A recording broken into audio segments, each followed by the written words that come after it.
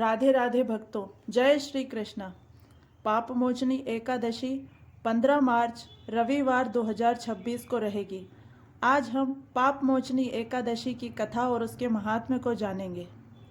धर्मराज युधिष्ठिर बोले, हे जनार्दन, चैत्र मास के कृष्ण पक्ष की एकादशी का क्या नाम है तथा उसकी विधि क्या है? कृपा करके आप मुझे बताइए। श्री भगवान बोले, हे राजन, चैत्र मास के कृष्ण पक्ष की एकादशी का नाम पाप मोचनी एकादशी है।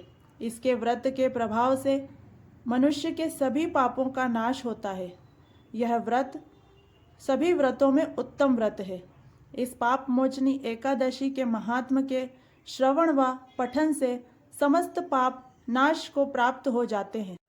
एक समय देवर्षि नारद जी ने जगत पिता ब्रह्मा जी से कहा, महाराज, आप मुझसे चैत्र मास के कृष्ण पक्ष की एकादशी विधान कहिए।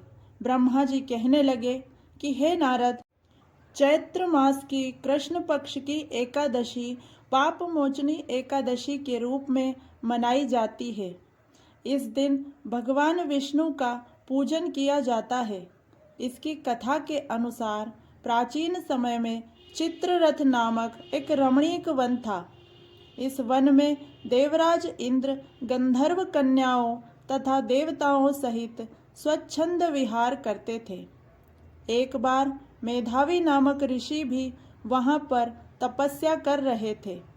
वे ऋषि शिव उपासक तथा अप्सराएं शिवद्रोहिणी अनंग दासी अनुचरी थीं। एक बार कामदेव ने मुनि का तप भंग करने के लिए उनके पास मंजू घोषा नामक अप्सरा को भेजा। युवावस्था वाले मुनि अप्सरा के हाव भाव नृत्य गीत पर काम मोहित हो गए और मंजू घोषा के साथ समय व्यतीत करते हुए 57 वर्ष हो गए। एक दिन मंजू घोषा ने देवलोक जाने की आज्ञा मांगी। उसके द्वारा आज्ञा मांगने पर मुनि को भान आया और उन्हें आत्मज्ञान हुआ कि मुझे रसातल में पहुंचाने का एकमात्र कारण अप्सरा मंजू घोषा ही है। क्रोधित होकर उन्होंने मंजू घोषा को पिशाचनी होने का श्राप दे दिया। श्राप सुनकर मंजू घोषा ने कांपते हुए ऋषि से मुक्ति का उपाय पूछा। तब मुनिश्री ने पाप मोचनी एकादशी का व्रत रखने को कहा और अप्सरा को मुक्ति का उपाय बताकर पिता च्यवन के आश्रम में चले गए।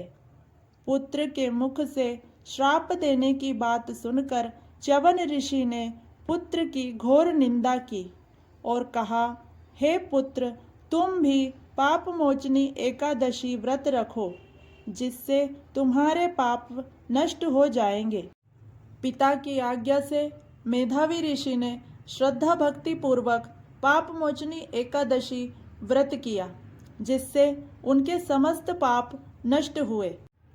पाप मोचनी चैत्र कृष्ण एकादशी का व्रत करने से तथा व्रत के प्रभाव से मंजू घोषा अप्सरा पिशाचनी देह से मुक्त होकर देवलोक चली गईं।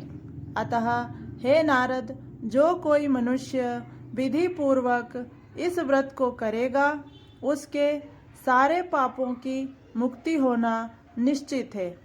और जो कोई इस व्रत के महात्म्य को पढ़ता और सुनता है, उसके सारे संकटों से मुक्ति मिल जाती है। तो भक्तों, ये थी पाप मोचनी एकादशी व्रत की कथा।